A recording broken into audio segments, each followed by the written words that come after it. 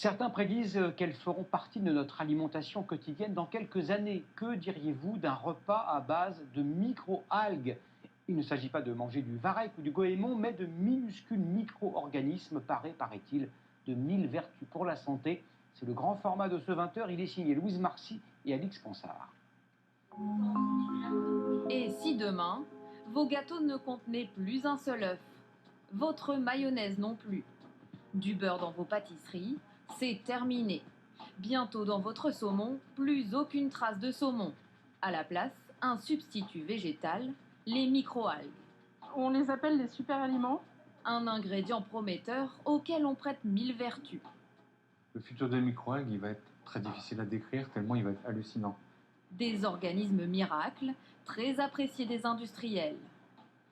Le marché mondial a quasiment doublé en 5 ans. Clairement, c'est une perspective de croissance pour un grand nombre d'entreprises. Voici la plus connue de toutes. La star des microalgues, c'est la spiruline. En comprimé ou en poudre, ses bienfaits supposés séduisent de nombreux consommateurs. C'est censé redonner beaucoup plus de tonus, de vitalité, d'énergie, tout simplement.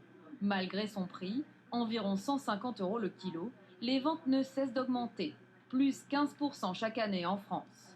Pour répondre à la demande, ils sont de plus en plus nombreux à la cultiver.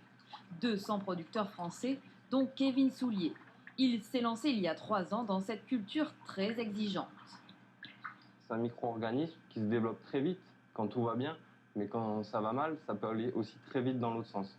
Donc il y a plein de petits paramètres, les pH, la salinité, la luminosité, l'agitation, les nourritures qu'on va lui donner, une nourriture minérale. Une fois ramassée, elle est filtrée puis séchée. Une super algue qui, au-delà de la production artisanale, intéresse toute une industrie. Cette entreprise française ne mise pas seulement sur la spiruline, car il existe des centaines, voire des milliers d'espèces de microalgues. Dans ce laboratoire, une vingtaine est cultivée toute l'année. Ici, par exemple, on a une algue d'eau douce, ça s'appelle le Sénédesmus, qui a tendance à beaucoup sédimenter et qu'on doit agiter assez souvent. Celle-ci, par exemple, contient de la lutéine, un antioxydant, et chacune possède des propriétés spécifiques. On va retrouver dans nos algues des molécules qui ont des effets hydratantes, anti-âge, anti-rides, des effets antibactériens aussi. Des effets considérables pour un organisme quasi invisible à l'œil nu. L'entreprise fournit des groupes pharmaceutiques et cosmétiques. Mais le patron voit plus grand. D'autres projets qu'il garde confidentiels sont à l'étude. On est loin d'avoir exploré en fait toute la diversité biologique des algues, celles qui sont déjà connues. Et on sait qu'on ne connaît pas la totalité des algues qui vivent sur la planète.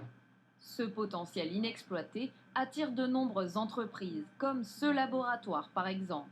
Il cherche à développer la nourriture de demain.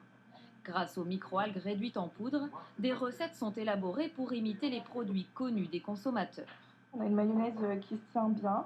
Raisonnablement, c'est un bon rapport huile-ingrédient qui contient la microalgue et on est assez satisfait de cet essai. Cette mayonnaise sans œufs est déjà commercialisée. Mais bientôt, vous consommerez peut-être du lait à base d'algues et même du saumon sans poisson. Pour ce qui est de viande et poisson, on voit bien qu'il faut travailler sur la texture. Sur une viande, que devient-elle quand on la grille? Il faut que le rouge devienne brun, pas trop, que ça soit pas trop sec. C'est un peu pareil pour le saumon. Quand vous le mâchez, il faut qu'il ait une texture, il faut que cette odeur de saumon fumé soit bien rendue, que ce soit pas excessive. Ces super végétaux sont aujourd'hui convoités par tous les secteurs. Les scientifiques européens cherchent à les transformer en biocarburants. Ils pourraient aussi être utilisés pour isoler votre maison ou, pourquoi pas, dépolluer l'air des villes.